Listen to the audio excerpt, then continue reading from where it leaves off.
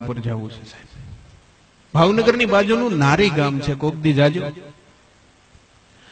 બરોબર ધોમ ધકતો તડકો છે અને રાજા કૃષ્ણકુમાર છે એ ઘોડા ઉપર સવાર થઈને બગડતા બગડતા ધુમાપડ ફરડ ઉપરડ ઘોડલાની પડક્યું ગાતી જાય અને બરોબર એમ કહેવાય કે નીકળ્યો છે અને એમાં એક મોટી ઉંમરનો ખેડૂત છે એ હાથીડું હાંકતો હતો. ખેડૂતના ખેતરમાં શિવનું મંદિર ને ત્યાં દર્શન કરવા માટે કૃષ્ણકુમારજી આવ્યા. આવીને પૂછ્યું કે પટેલ બાપા આટલી મોટી ઉંમર અને હાથીડું હાંકો છો? કે બાપુ બીજું શું કરું, હું તો પટેલ નો દીકરો છું, ખેતી તો કરવી પડે.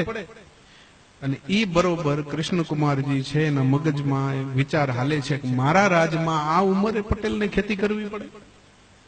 પટેલના ખેતરમાં જે શિવનું મંદિર છે, ઘોડા ઉપરથી ઉતરીને કટ પગથિયા ચડી અને શિવની સામે જઈને ઉભો રહ્યો અને દાદાને કીધું તો દાદા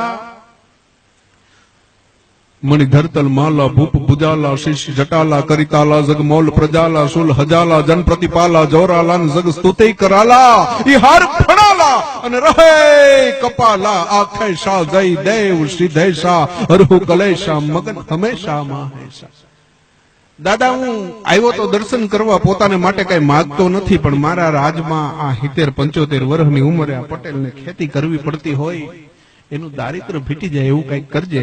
અને ભોળિયાની સામે ઉભો રહી ગયો છે જદી, ભોળિયાને યાદ કરવા માંડ્યો હોય છે જદી કે ગંગ બાર જટધાર મંગ યમ મગાદ યંગ જંગલીન જંડ યમ સુલપાન હેપી નાક સજ્જનમ ડાક ડમરુ યવાજ ઇપજનમ જંગ જીત નિત બંગ ખાવ નમ રાલ બાલ પ્રેત કોરી જાઓ નમ વ્યાલયાલ ખાલલીન બહનમ કહેરી બિસાદકિન અસનમી શિવહમ ની રટણા લાગી અને બરોબર પ્રદક્ષિણા કરવા ગયો. એમાં એક લાદી ખહી ગઈ, જોયું તો નીચે ભોયરું અને ભોયરાના સડપ ભોયરામાં ડગલા માંડ્યા. અંદર જઈને જોવે તો હીરા મોતી માણેક ઝવેરાત પીડ્યું હતું. પટેલના ખેતરમાં શિવનું મંદિર, શિવના મંદિરના ભોયરામાં ખજાનો. આ ખજાના ઉપર મારો રાજનો હક ન લાગે તો પટેલનો હક લાગે. અને પાસે જઈને કીધું પટેલ બાપા હાથીડું છોડી નાખો. કે બાપુ હાથીડું છોડી નાખી તો કાલ આવવું પડશે. કે એમ નહીં, તારું દારિદ્ર હતું એ ફીટી દીધું છે, આ તો દાદો તને પ્રસન્ન થયો છે. અને જરાય પણ થડકા વિના પટેલે જવાબ દીધો કે બાપુ ઓલા મંદિરના ભોયરામાં ખજાનો પડ્યો એની તો વાત નથી કરતા.